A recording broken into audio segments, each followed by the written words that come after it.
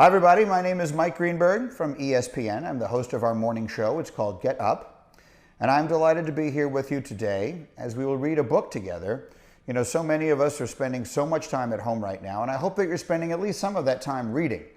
I've loved books all of my life. Both of my parents were writers, and they actually owned a bookstore when I was a little boy. So books have always been a very important part of my life, and I hope that they are a part of your life too. So we're going to read a terrific book today. It is from a larger book called 5-Minute Marvel Stories. And we're going to read a story about my personal favorite character from the Marvel Universe, Iron Man. I hope you like it as much as I do. Here we go. As a boy, Tony Stark dreamed that technology could change the world for the better. Tony was just 19 years old when he started designing cutting-edge machinery for his family's company, Stark Enterprises. This has got to work, Tony declared as he built new gadgets. But to create them, Tony would need money, space, and resources. The United States Army was happy to give him everything he needed as long as Tony would give their soldiers better weapons.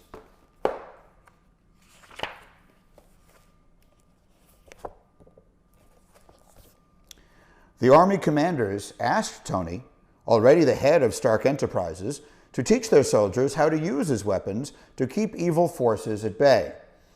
All you need to do is put your hands like so, point it toward the bad guys, and grin ear to ear, because you're about to make the world a safer place, Tony told the soldiers to raucous applause.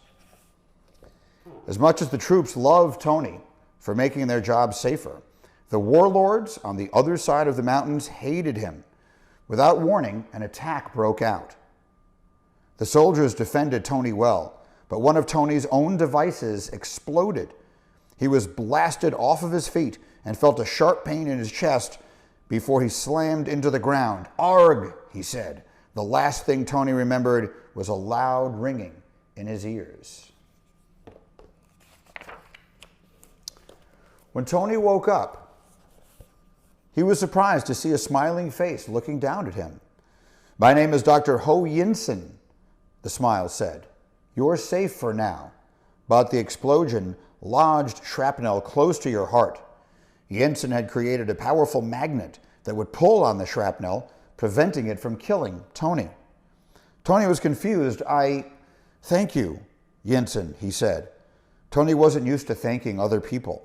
But before the two men could continue getting to know each other, several warlords barged into the cave where Tony and Yinsen were trapped. "Stark and Ho," one of the warlords bellowed, "two of the world's smartest men. You will build weapons for us, and maybe we will let you live in return. Ha, ha, ha."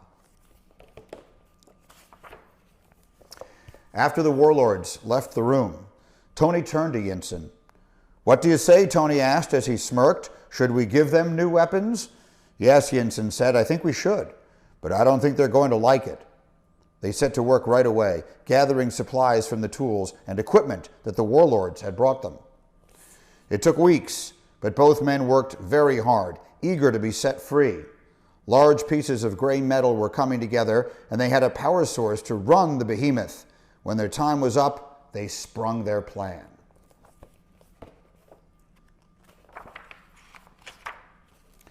As the warlords approached, Tony strapped himself into his weapon. It wasn't some kind of ray gun or rocket, it was a powered-up battle suit.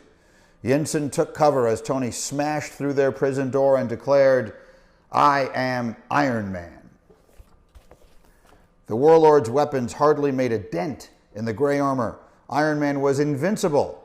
"Hey guys," Tony joked, "I've got a few ideas for upgrades on your weapon systems. Too bad for you, I used them on this armor instead." He charged toward the warlords, and they turned, fleeing in fear.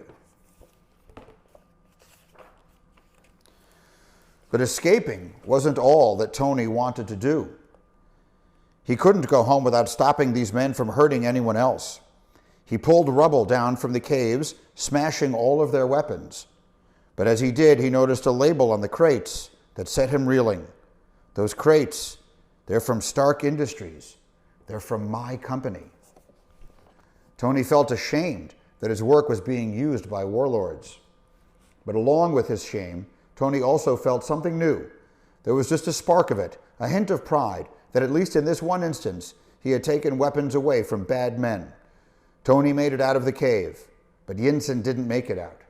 "You saved my life, Dr. Yinsen," he said. "I can't be a part of hurting more people.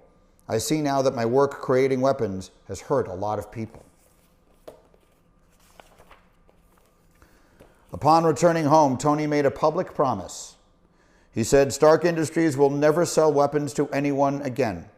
And not only that, I'm pulling all of my engineers and scientists and myself to work, creating things that will make the world better, smarter, and safer." Tony believed that just stopping the creation of new weapons wasn't enough, so he kept working in secret to refine and redesign his Iron Man armor so he could protect the world from the weapons he wouldn't be able to stop. Tony continuously upgraded his armor over the next several years. He fought tirelessly to keep the world safe. Eventually, he became a founding member of the Mighty Avengers. Tony Stark wouldn't be remembered for his time creating weapons. Instead, the world came to know him for his red and gold armor. The world soon called him a superhero, the Golden Avenger. He was Tony Stark, the Iron Man. So that's the story of how Iron Man became Iron Man from this book, 5-Minute Marvel Stories. I hope you liked it. I hope you will read this and other books as we all spend a bunch of time at home, and I hope you'll keep reading for the rest of your life. I'm Mike Greenberg. Thank you for spending this time with me, and I'll see you soon.